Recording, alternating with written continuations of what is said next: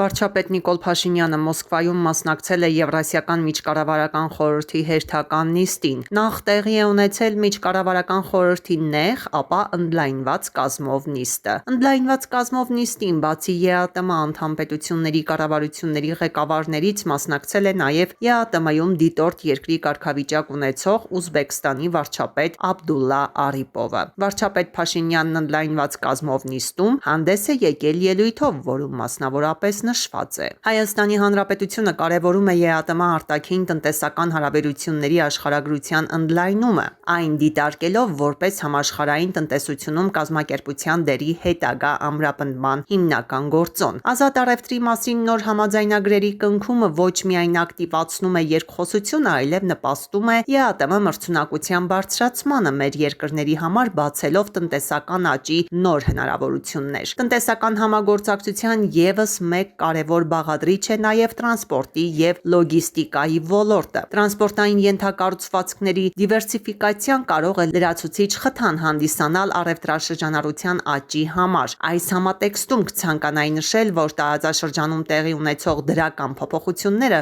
բացում են տնտեսական համագործակցության խորացման նոր հնարավորություններ, և տարածաշրջանային հաղորդակցությունների ապաշրջափակումը կարող է կարևոր գործոն դառնալ տարածաշրջանային կապերի ընդլայնման և տարածաշրջանի բոլոր երկրների տնտեսական կայունության ամրապնդման գործում։ Այս կապակցությամբ ցանկանում եմ ողջունել Ադրբեջանի Հանրապետության նախագահի որոշումը Ադրբեջանի տարածքով Հայաստան ուղարկվող ապրանքների տարանցումն ապաշրջափակելու վերաբերյալ։ Սա մեր տարածաշրջանում խաղաղության և կայունության հաստատման շրջանակներում ձեռք բերված կարևոր նվաճումներից մեկն է, իր ելույթում ասել է Նիկոլ Փաշինյանը։ Հաջորդ թիվ կառավարությունների ղեկավարները ստորագրել են ընդունված որոշումների արձանագրությունները։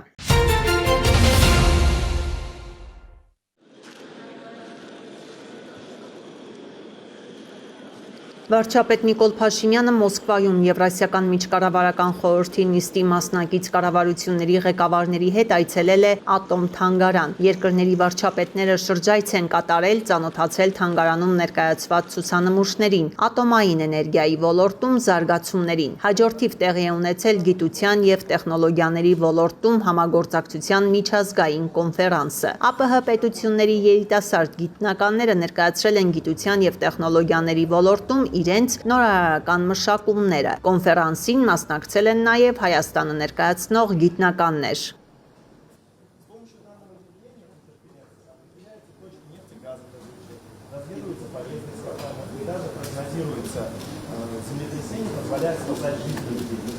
Перед вами непростая таблица Менделеева, которая известна всем со школы, а таблица изотопов. Изотопы – это разновидности атомов одного элемента.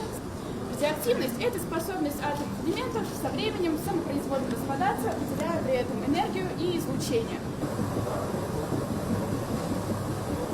Я Валерия Машинов, студент Баумана Гелий. Перед вами представлен тренд под названием ускорители частиц. Ускорители частиц бывают разные.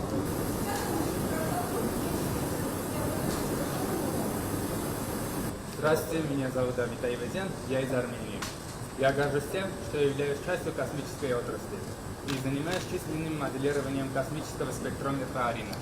Армения является одной из стран, активно занимающихся исследованиями космоса. Такой способ разделения безнадева делает которые лишены всех этих недостатков для полителей и человека. С нами на сцене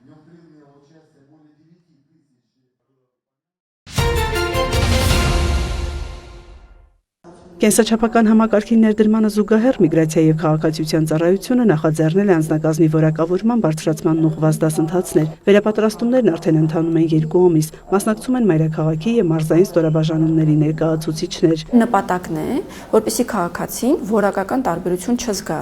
ինչպես արտաքին պայմաններից, գույներից, ձևավորումից, կահավորանքից, բարեկարգությունից սկսած հանրային գործընկերոջ գրասենյակ այցելելիս, այնպես էլ բովանդակային իմաստով հանրայինի եւ մասնավորի մատուցած ծառայությունների ձևը, ոճը, ձեռագիրը, հաղորդակցության հմտությունները պետք է նույնը լինեն։ Կոնֆլիկտները տիրապետելու, լուծելու հմտությունները պետք է նույնը լինեն։ Սպասեցնելու հմտությունը պետք է նույնը լինի, մերժելու ձևը պետք է նույնը լինի։ Ավելի քան 350 աշխատակից վերապատրաստվում է միասնականացնելու մատուցվող ծառայությունների ստանդարտը, հաղորդակցության հմտություններ, սպասարկում, աշխատանքի հանդեպ վերաբերմունքի փոփոխություն, մասնագիտական կարողությունների զարգացում, աշխատակազմը անցնում է փուլային վերապատրաստումներ։ Առաջին հայացքից մենք մի պետություն ենք, որը մինչև հիմա արդեն 2012-ից ի վեր հավաքագրում է բիոմետրիկ տվյալներ, որպեսզի նույնականացման քարտ թողարկենք, ինչքան էլ որ չիպով չեն այլևս այդ քարտերը, միևնույն է մատնահետքերը եւ բիոմետրիկ լուսանկարը վերցվում է դիմումատոյից, այնուամենայնիվ մենք կենսաչափական տվյալների հետ աշխատանքի փորձառություն չունենք։ Փորձագիտական ներուժ մեր երկրում չկա։ Մենք սա մասնավորից ենք սովորում եւ մենք նաեւ մեր միջազգային գործընկերների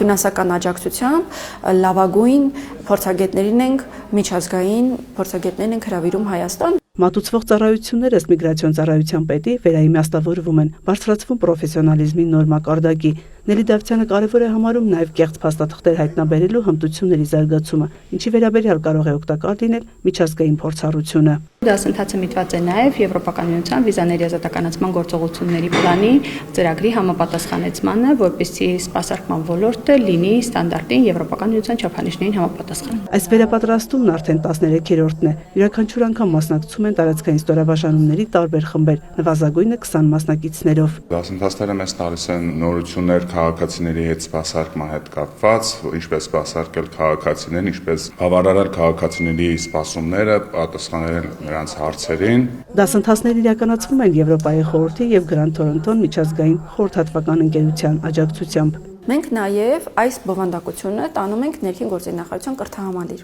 Այնտեղ ինտեգրում ենք մեր կրթական մոդելին, որը գրեթե պատրաստ է, հունվարից կսկսենք դասընթացները, եւ այսուհետ յուրաքանչյուր նոր աշխատակից, ով կընդունվի միգրացիա քաղաքացիական ծառայություն, նախ կանցնի այս դասընթացը եւ ի հավելումն այս դասընթացին մենք ունենք իհարկե նաև թեմատիկ 7 այլ ուղղություններով կրկին նեղ մասնագիտական դասընթացներ, կհանձնի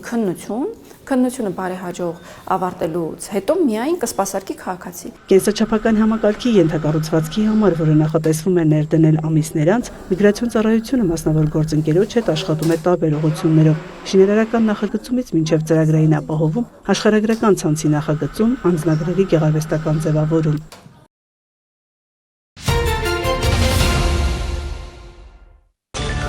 Ուկրաինայի նախագահը հայտարարել է, որ տարածքների հնարավոր զիջման հարցը պետք է որոշեն ուկրաինացիները։ Վոլոդիմիր Զելենսկու խոսքով դա կարող է տեղի ունենալ ընտրությունների կամ հանրաքվեի միջոցով։ Նա նաև հաստատել է, որ Կիևը Վաշինգտոնին է ներկայացրել ռուս-ուկրաինական կարգավորման ծրագրի թարմացված տարբերակը։ Զելենսկին հավելել է, ըստ Միացյալ Նահանգների կարգավորման շրջանակում Ուկրաինայի արևելքում հարկավոր է ստեղծել ապառազմականացված ազատ տնտեսական գոտի։ Սակայն թե ով պետք է վերահսկի այդ տարածքը, Ռուսաստանը թե Ուկրաինան, Վաշինգտոնը չի հստակեցրել։ Նախագահը տեղեկացրել է, որ այժմ բանակցային ամենավիճելի հարցերը Դոնեցկի մարզի եւ Զապորոժիեի ատոմակայանի ապագա կարգավիճակի շուրջ են։ Զելենսկին նշել է, որ կարգավորման հեռանկարը Միացյալ Նահանգներից բացի քննարկում են եվրոպացի գործընկերների հետ։ Նաեւ Վաշինգտոնը չի ցանկանում, որ մենք լինենք ՆԱՏՕ-ում։ Ինչ են նրանք այդ ուղղությամբ քննարկել Ռուսաստանի հետ, չգիտենք, հավելել է Ուկրաինայի նախագահը։ Ինչ վերաբերում է Դոնալդ Թրամփի հայտարարությանը, որ Ուկրաինայում անհրաժեշտ է նախագահի ընտրություն անցկացնել, Զելենսկին պատասխանել է, պատրաստ է, սակայն դրա համար հրադադար պետք է հաստատվի, ապահովվի երկրում անվտանգությունը, եւ արևմտյան գործընկերները կարող են օգնել այդ հարցում։ Նա հայտնել է, որ Կիևը եւ Վաշինգտոնն առաջիկայում անվտանգության երաշխիքների, Ուկրաինայի վերականգնման եւ տնտեսության ոլորտներում գործակցության համաձայնագիր կստորագրեն։ Զելենսկին տեղեկացրել է, որ կողմերն արդեն կառուցողական քննարկումներ են ունեցել անվտանգության երաշխիքների շուրջ, դրանց մասնակցել է նաեւ ՆԱՏՕ-ի գլխավոր քարտուղարը։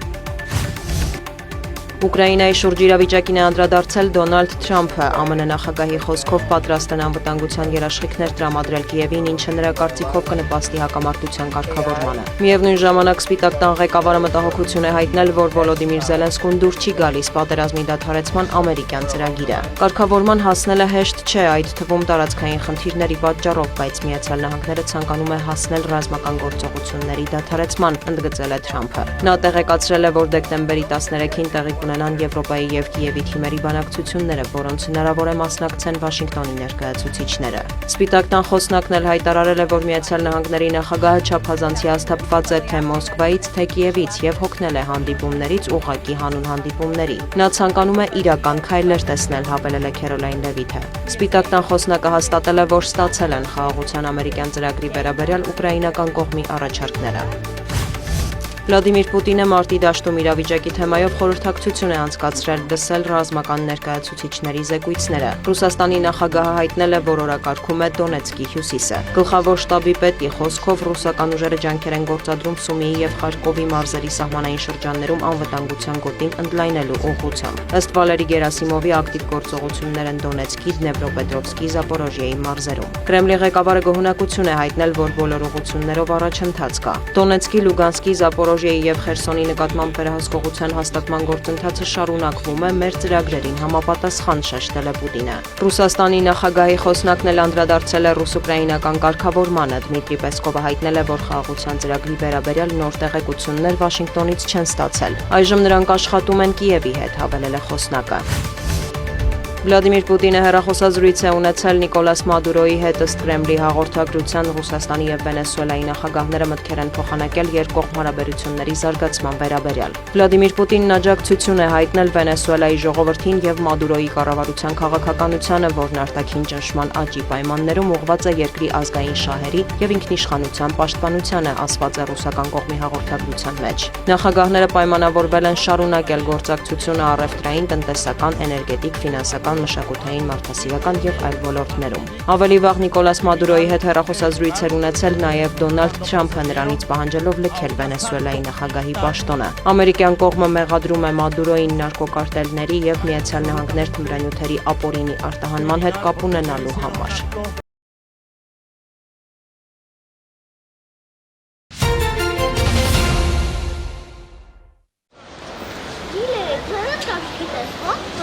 Մեկ ժամ, 1.5,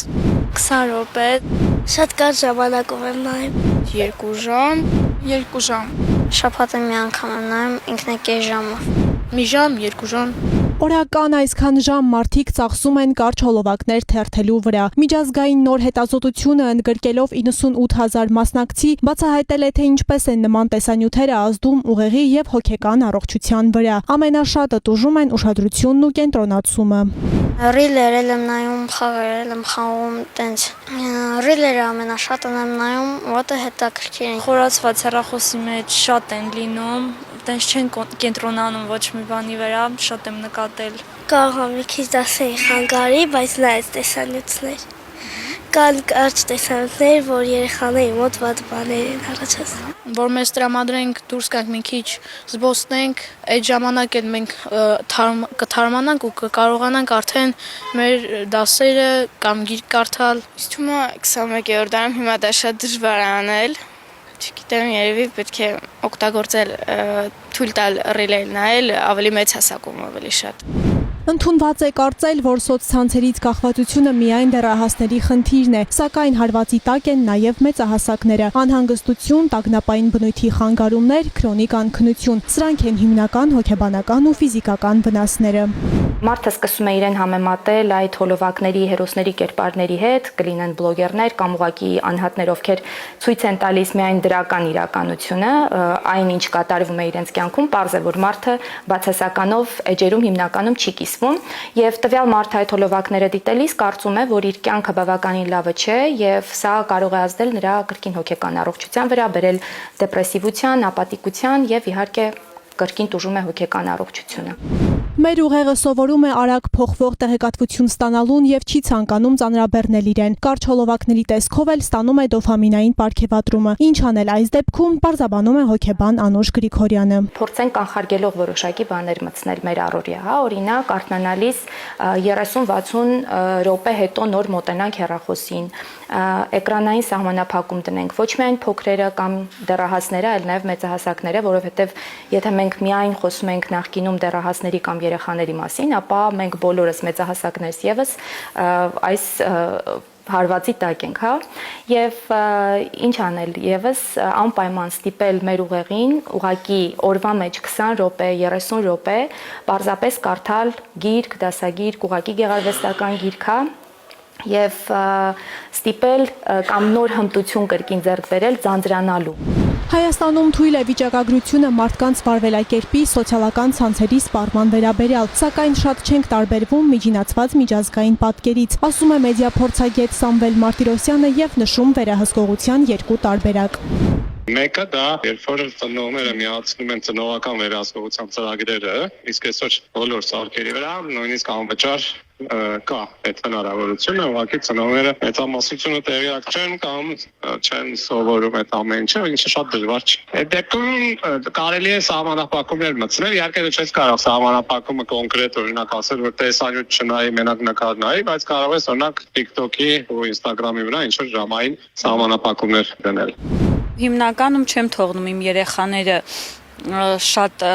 որ ասում առիթից օգտվեն, շատ նայեն հեռախոս, հիմնականում պետք է ծնողը զբաղվի երեխայի հետ, իհարկե դա ազդում է երեխայի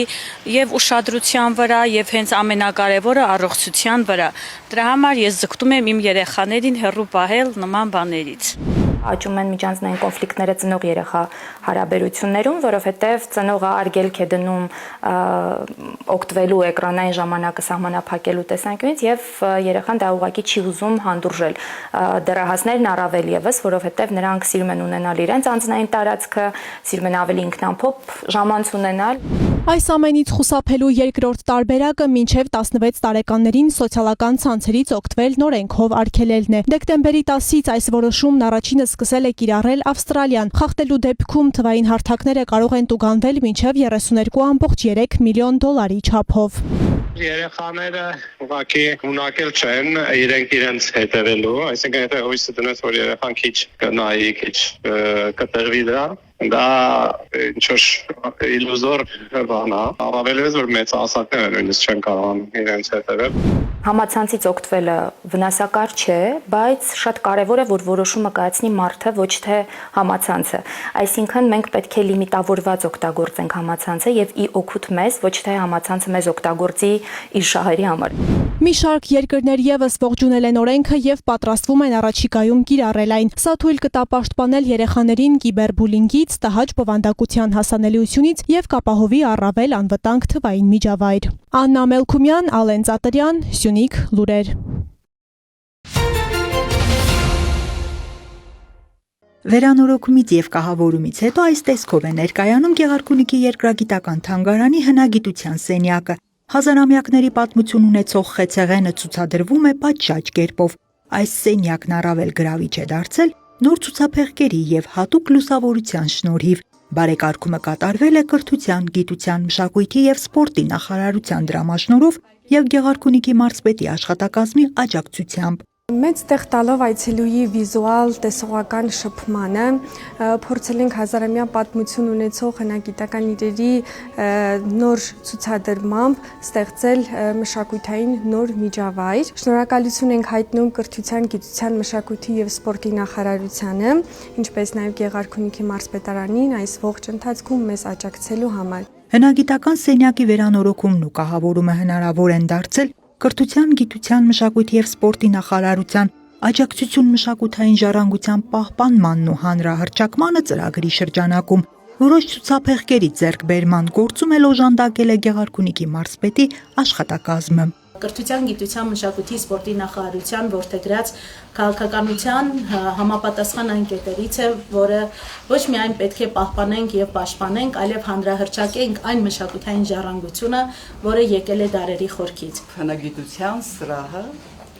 նորոգվել, գեղեցկացել ու ներկայանալի է դարձել բոլորիս։ Այս նորոգված սրահում տեսնում ենք, որ նմուշները բոլորովին այլ ձևով են ներկայանում հանդիսատեսին։ Նրանց արժեքը կարծես ավելի է բարձրացել։ Հնագիտության սենյակի վերանորոգման ու կահավորման համար հատկացված դրամաշնորհը կազմել է 2.290.000 դրամ։ Թանգարանի աշխատակիցների եւ այցելուների ցանկությունն է, որ տարբեր ժամանակաշրջանները ներկայացնող սենյակները եւս բարեկարգվեն եւ թանգարանային հարուստ ֆոնդը ցուցադրվի լավագույն պայմաններում։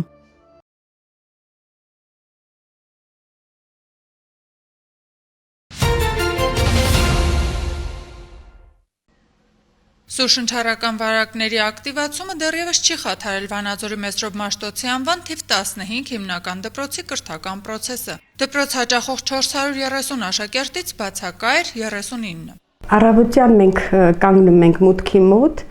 ընդունում ենք բոլոր աշակերտներին, ֆիլտրում ենք, եթե հիվանդ են, տանում ենք բուժկետ, բողոքները լսելով, ջերմությունը չափում ենք ծնողի հետ, դասղեկի հետ, ուղարկում ենք տուն։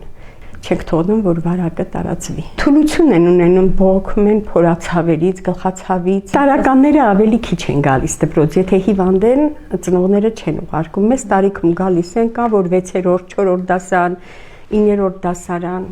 Սուշնչառական վարակներն այս շրջանում ակտիվ փուլում են, այն արագ տարածվում է հատկապես մանկապարտեզներում, դպրոցներում, հանրային վայրերում։ Շրջանառվում են ռինովիրուսի, բոկավիրուսի, ադենովիրուսների, պարագրիպի հարուցիչները, կորոնավիրուսային հիվանդության հարուցիչներ, նաև գրիպի ատեսակի վիրուսը։ Սուշնչառական վարակների ակտիվացման պատկեր նկատում են նաև պոլիկլինիկաներում։ Նախորդ տարվա դեկտեմբեր ամսվա հետ համեմատած այս տարի թվերը ավելի բարձր են։ Պոլիկլինիկայի կտրվածքով դեկտեմբեր ամսվա ընթացքում արձանագրվել են ՍՇՀ հիվանդության ակտիվացման դեպքեր։ Հիմնականում ընդգրկվում են 0-ից 18 տարեկան երեխաները, ավելի շատ 5-ից 14 տարեկան մանկապարտեզ դպրոց հասակի երեխաները։ Այս ընթացքում ունեցել ենք արձանագրված H3N2 գրիպի 1 դեպք, ռինովիրուսային դեպքեր հաստատված, սեզոնային կորոնավիրուսի դեպք եւ 2 COVID-19 դեպք։ Բուժումը կազմակերպել ենք ամբուլատոր, բարդություններ չի եղել բուժման ընթացքում։ Հիվանդության ընթացքը կարող է տևել մի քանի օր։ Հիմնականում ունենում է միջին եւ թեթև ընթացք, սակայն գրանցվել են նաեւ թոքաբորբի դեպքեր։ Ունեցել ենք նաև թոքաբորբի դեպքեր,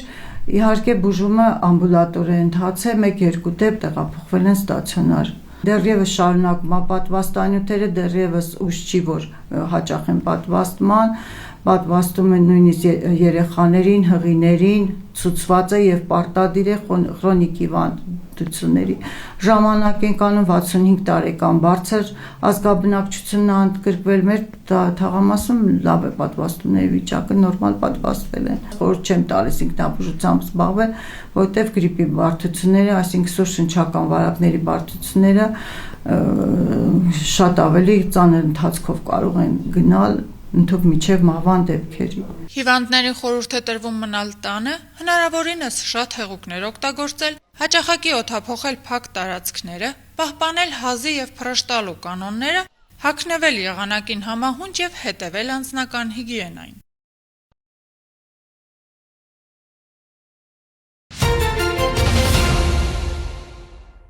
5 տարի առաջ Հայ օգնության ֆոնդի աջակցությամբ Շուշան Ղալեչյանը Տավուշի մարզի Վերին Կարմիր աղբյուր գյուղում սկսել է զբաղվել չրագործությամբ։ Նրա խոսքով ջրի պահանջարկը մեծ էր եւ այդ պատճառով նա ամուսնու հետ որոշեց հիմնել ընտանեկան փոքր բիզնես։ Մտածեցինք, որ դրա պահանջարկը կա, որովհետեւ մեր շրջանում չկար, միրգը շատ կար, բայց ջիր անողներ չկային եւ ուրիշ տեղից էին մարդիկ ջիր առնում։ Հենց դրա համար որոշեցինք, որ նպատակահարմար է ջրի արտադրություն բացել։ Հայ օգնության ֆոնդը ծրագրով եկավ մեր գյուղ ու մենք ծրագիրը ներկայացրինք, որ ուզում ենք ջիր արտադրենք, մեզ օգնեցին իրանք։ Մեզ տրամադրեցին ջրի ապարատ եւ սառնարան եւ սկսեցինք աշխատել։ Առաջի տարին շատ քիչ էինք արել, փորձնական, բայց զգացի, որ հավանեցին մեր արտադրանքը եւ սկսեցի շարունակել։ Դա արդեն 5 տարի է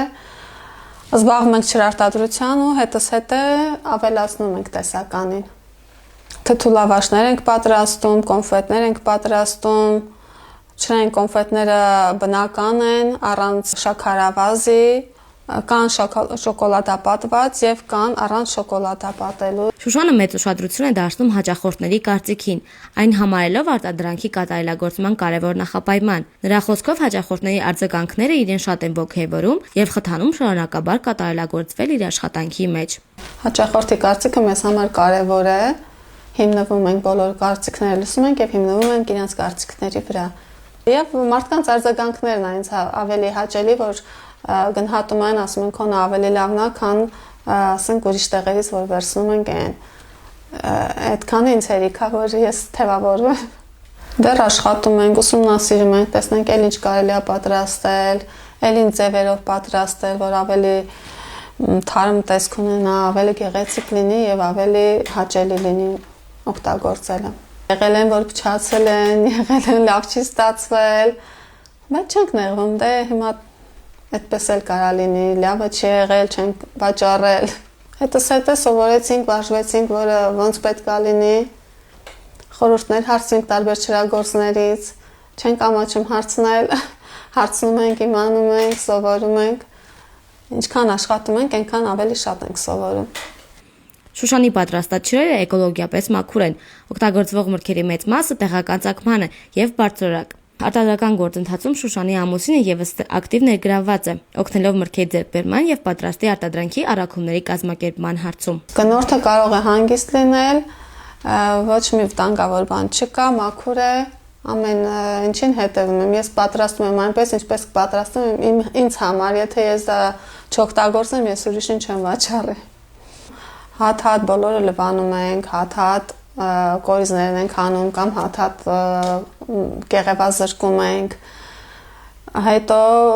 փռում ենք հատ-հատ, այդ բոլորը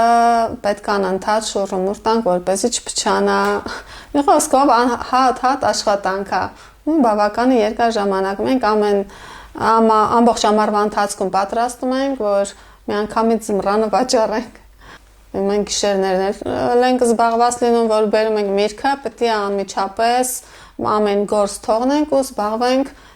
ջրի գործով, որպեսզի միրգը չփչացնենք, չգերհասունանա, կամ եթե շուռումուռ տալու է, պետք է անպայման անեմ, որ ժամն ուզում է լինի, որպեսզի տակերը չփչանա, աշխատում ենք ուշադիր լինել, որպեսզի չփչանա։ Շուշան Ղալեչյանի համոզմամբ յուրաքանչյուր աշխատանք ունի իր գնահատողները, պարզապես անհրաժեշտ է աշխատել նվիրվածությամբ, ստեղծել որակյալ ու յուրահատուկ արտադրանք եւ արդյունքը անպայման կլինի տեսանելի։ Պետք չի մտածել, պարապ նստել ու մտածել, որ ով պետք է մեզ գումար տա, որ մենք օգտագործենք։ Կարելի է ինչ որ բան ձեռնարկել, անել եւ միշտ էլ պահանջարկը կա միշտ։ Միայն կարևորը լավ ապրանք լինի, որակյալ լինի, սիրով եւ հաճույքով պատրաստված։